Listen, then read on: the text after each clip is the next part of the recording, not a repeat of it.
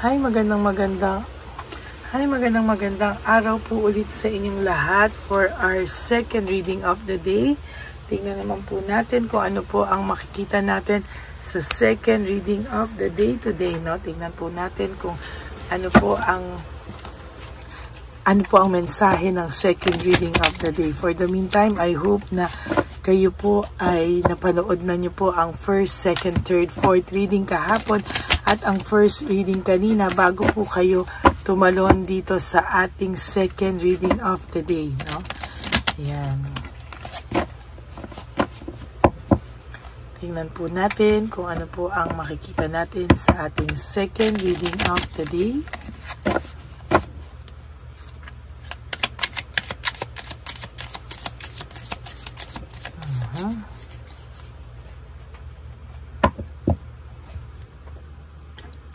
Tingnan po natin kung ano po ang makikita natin, ano. Excited po ako kung ano ang ating makikita sa second reading of the day.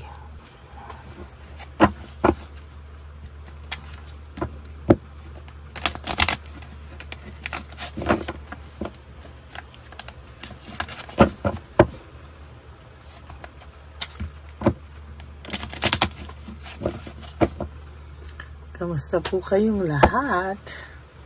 Pili na po tayo ng 20 cards. Okay. 1, 2, 3, 4, 5, 6, 7, 8, 9, 10, 11, 12, 13, 14, 15, 16, 17, 18, 19, 20. Ipit muna po natin to.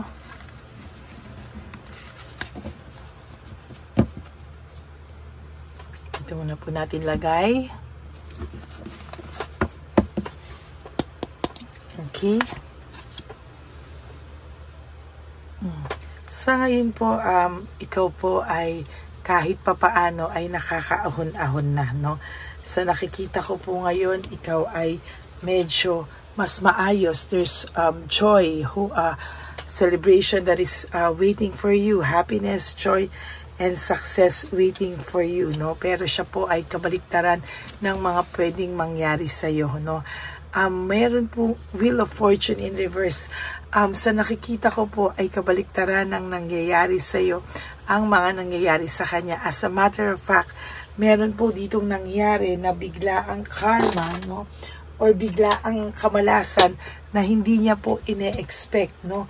Bigla ang matinding away na kung dati po ay pinagmamalaki niya po ng sobra-sobra yung mga, halimbawa, yung kanyang third party or kanyang mga ibang tao sa paligid niya. Ngayon po, sasabihin ko po sa iyo ang totoo, no? Ngayon po ay para po siyang napahiya, no, sa kanyang mga pinagmamalaki, para po siyang napahiya at hindi niya po alam kung ano po ang mukhang ihaharap niya po sa mga tao, no. Ngayon niya po naiisip, yun nga, no, lahat ng pag-aaruga mo sa kanya, lahat po ng kabutihan mo sa kanya, ngayon po ay para po siyang sinaksak at hirap na hirap, no. Ang tao pong ito ngayon ay hindi makakaharap sa mga tao. Nahihiya po siya or i-isolate or iiwas niya po yung sarili niya sa mga tao. Bakit po, no? Bakit niya iiwas? Kasi napahiya po siya na yung mga pinagmamalaki niya, hindi niya rin po akalain na mangyayari to, no? Actually, alam niya po sa sarili niya na ito po ay kapalit ng kanyang mga maling desisyon at ito po ay mga karma na inuusig po siya ng karma, no? Ang mga nangyayari po sa kanya ngayon ay siya na po ang nagsasabi ay matinding karma daw po o binalikan daw talaga siya ng tadhana, no? For some of you, nawalan po. For some of you po, hindi ko po sinasabing sa lahat. For some of you, nawalan po ito ng trabaho. For some of you, biglaan po itong naghiwalay sa kanilang mga pinagmamalaking mga tao sa buhay nila. Or for some of you, ito po ay niloko din ng mga someone nila, no, na hindi po nila pwedeng maikwento, no, hindi po nila pwedeng ikwento yan sa mga tao na malalapit sa iyo, no. Hindi po nito sasabihin sa iyo kung ano ang nangyayari sa kanila. Hindi po nila ito sasabihin sa iyo, no, na ayaw po nilang makarating ito, itong mga nangyayaring ito, ayaw po nila yang makarating sa iyo, no. Sa totoo lang po, ang taong ito ay nakakaramdam ngayon ng matinding pagkapahiya, o talagang napahiya po siya. Hindi niya po ine-expect na yung isang bagay na nangyari sa iyo, na pakiramdam niya po ay talagang karma siya, ay hindi niya po pwedeng sabihin sa iyo, at hindi niya rin po pwedeng sabihin sa mga tao, no. Yan po ay isang bagay na ililihim na lang po niya, pero sabi ko po sa iyo, there will come a time na yan po ay mababalitaan at mababalitaan mo po. Ngayon po siya nagre-reflect sa kanyang buhay. Ngayon po siya nagre-reflect at ngayon po siya nakakaramdam ng pagkahina, self-pity, loss, grief, no? Kung ano po yung ginawa niya sa iyo, ay talagang hindi niya po ine-expect ito. Itong karma na ito na bigla na lang pong darating sa kanya. Hindi niya po in-expect na ganito kabilis yung balik ng tadhana sa kanya. At talagang sa nakikita ko po ay malaki po ang pagkapahiya nito sa sarili niya, no? Napahiya po talaga ito at wala po siyang magagawa kung hindi mapahiya po talaga, no? Sa nakikita ko po ay talagang hindi niya po alam ang kanyang gagawin, no? Sa totoo lang po, siya po ay nakakaramdam ng matinding pagkabagabag, no? Napahiya kasi siya, talagang, alam mo, dun lang po ako na sa kanya ngayon, hindi niya po ine-expect na mangyayari ito. Kumbaga sa lahat ng yabang niya, hindi niya po ine-expect na may mangyayaring balik sa kanya, at hindi niya po ine-expect yung karma na to sa buhay niya, no? Talagang sa nakikita ko po ay talaga po siyang nakarma, no? Talaga pong nakaramdam siya ng hala, no? Bakit bigla siyang binalikan ng ganito? At sasabihin ko po sa iyo, matindi po, para po siyang hinubaran doon sa karmang nangyari sa kanya, ay talaga naman po napahiya ito sa mga tao sa paligid niya, no? Hindi niya po alam kung hanggang kailan niya ito itatago, no? Pero ayan, no, sobra po siyang pagkapahiya, nawalan po siya ng self-confidence, and talaga pong sa nakikita ko dito is very disorganized ang taong ito, no? Oh my God, nabunot ko rin po ang The Tower. So sinasabi ko nga po sa inyo na medyo matindi po ang pinagdadaanan ngayon ng taong ito na hindi niya po in-expect, no? Yun po yung mahirap yung hindi niya po in-expect, no? Talaga pong yun ang mahirap. Kasi sa nakikita ko po, ang ganda ng akala niyang mangyayari sa buhay niya. Ngayon niya po nararamdaman yung unti-unting pagbagsak sa kanya ng tadhana, no? Hindi po niya talaga yan mararamdaman na mangyayari, no? So, nung biglang nangyari, shock po talaga siya. At dun ka po niya lalong nakumpara, no? Doon ka po niya nakumpara, napahiya po ito na yung pinili niyang tao, yung kanyang, wala pa pala po akong kandila, no? Kasi sabi ko, bakit parang may something, no? Oo, kanina pa po may nagsasabi yung kandila, hindi ko po talaga napansin. So yun nga po, no? Hindi niya po inakala na mangyayari ito sa buhay niya. Kaya po, ayan, no, nung nangyari po yan sa buhay niya, ay nagulat po siya, at lalo niya po ikaw nakumpara, no? Nakumpara ka po niya talaga.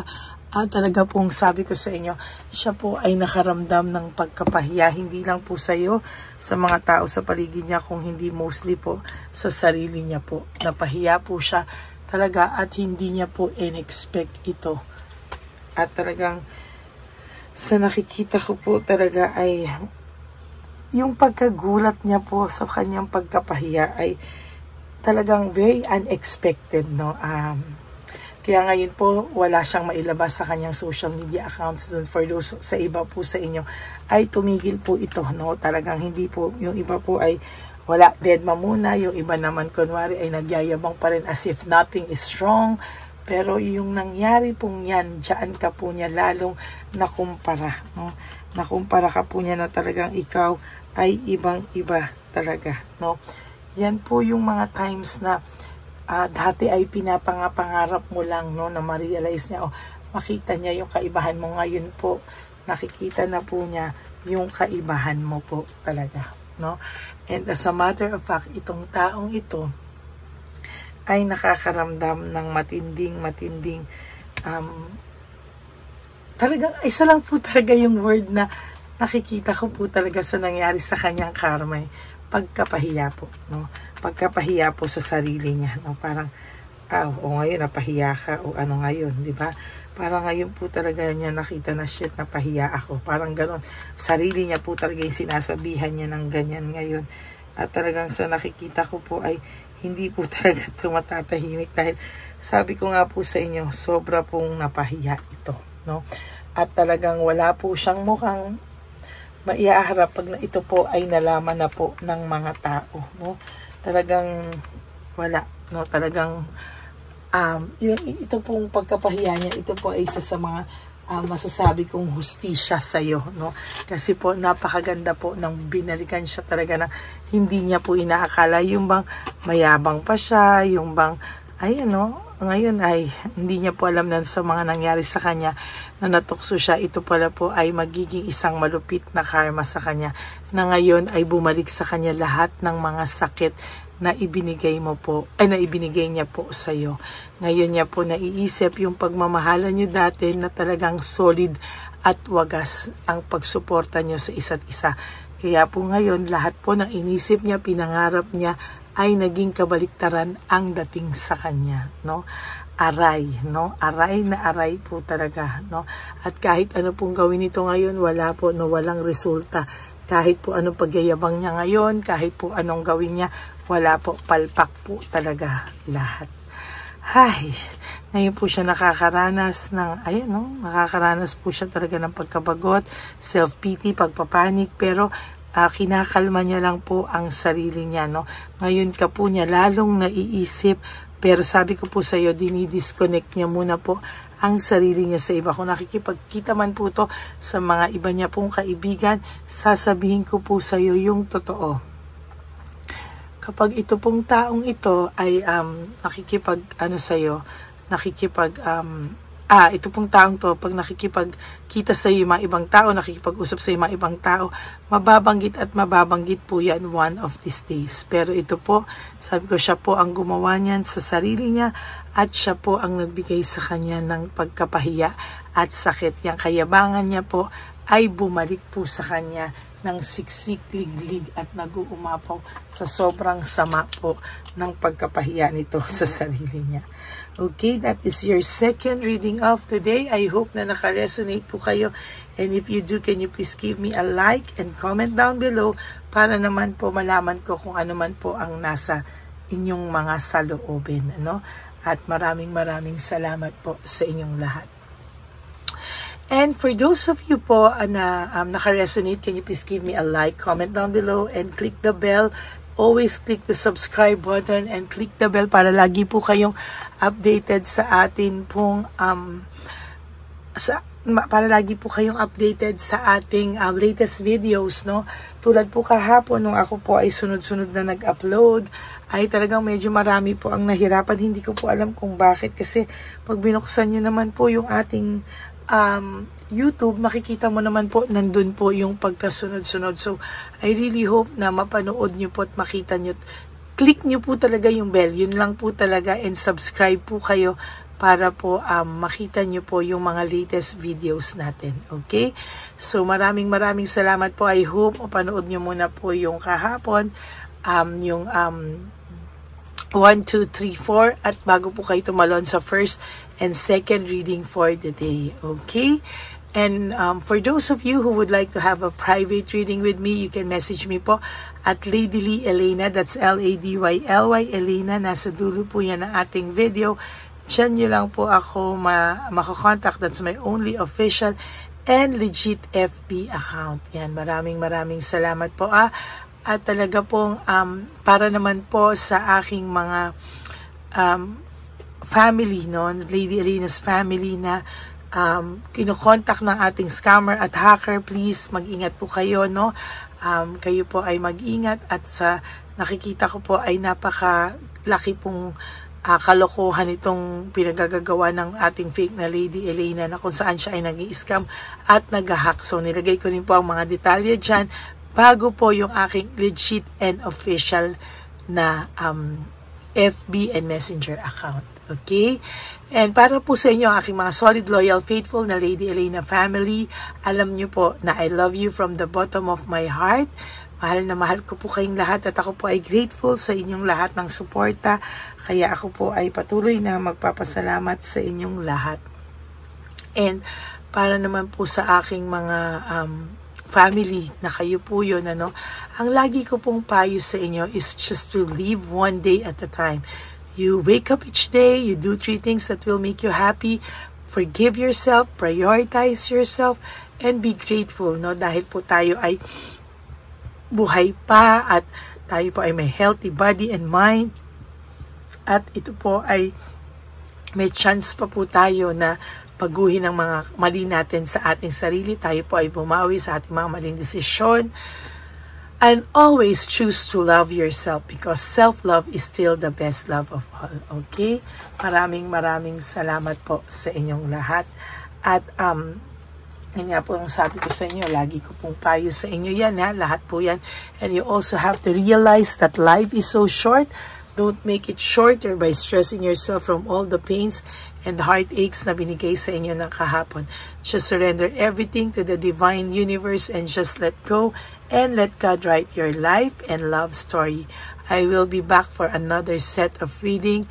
For the meantime, in third reading po, no, kayo po ay mag-relax at intayin nyo po ang aking third reading of the day. And kung may time pa po, tayo ay magbibigay ng bonus reading of the day.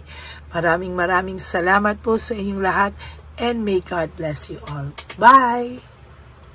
Okay, update po, may nagpanggap pong subscriber natin na siya po ay magpapahula sa fake na Lady Elena, kaya ayan, hinihingan po siya ng $80 at ang cell po niya ay nabigay at nakuha. Ang pangalan niya po sa cell ay Julian Albert, no? Siya po ay may cell account din, kaya mag-iingat po kayo.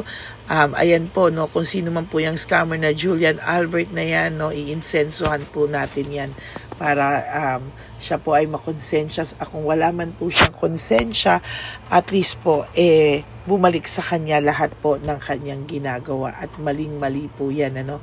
Basahin niyo po lahat yan, makikita niyo po, ayan po ang cell number niya at Julian Albert na yan, ano, para po talagang ma-report din po natin yan na siya ay gumagamit ng cell account na Julian Albert. Mag-ingat po kayo, ayan po yung number niya, ayan po yung pangalan niya. Huwag po kayong magpauto. Nakita nyo naman po, no, napakalayo po ng pangalan ko sa pangalan ng pinagsisendan nyo po ng account o ng pera. Kaya mag-ingat po kayo at beware sa scammer na to. At talagang ayan po, pinost ko po ang kanyang pangalan dito para maging babala po sa inyong lahat. Maraming salamat po. At mag-ingat po kayo, pakireport po ang page na yan, ang messenger niya na Lady Elena. Maraming salamat po and God bless you all. Ayan, sa susunod po makikita niyo yung account niya na i-report niyo. Salamat po na marami. Magandang gabi po ulit sa inyong lahat. Ako po ay muling nagpapaalala sa inyo na mayroon pong lumalabas sa FB at Messenger account na fake account po, no, nang hihingi po ng $25 through PayPal at hindi po yan totoo. Huwag po kayong maniwala dyan. At pag sinabi mo po na gusto ko pong marinig ang boses nyo or makita kayo, ang sasabihin po ay magbibigay kami ng link. Buksan mo yan at pagkatapos ay makikita mo ako. Huwag po kayong maniniwala dahil yan po ay hindi totoo. yan po ay isang malaking scam na pag binuksan nyo po ay mahahack po lahat-lahat sa inyo. Mahahack po ang inyong mga personal details. Lahat ay mahahack. Ako po ay nalulungkot na ito po ay nangyari, ngunit sa talagang may mga tao pong masasama at may mga tao po talagang hindi makatiis na hindi gumawa ng masama sa ibang tao. Pero maging aware po sana kayo, tulungan niyo po ako, i-report po natin yung fake na yan at sa FB para siya po ay mawala na at wala na po siyang mabiktima pa, no? Nandyan po lahat ng details at maraming salamat po sa inyong lahat. Maraming salamat po sa inyong lahat at mag-iingat po kayo.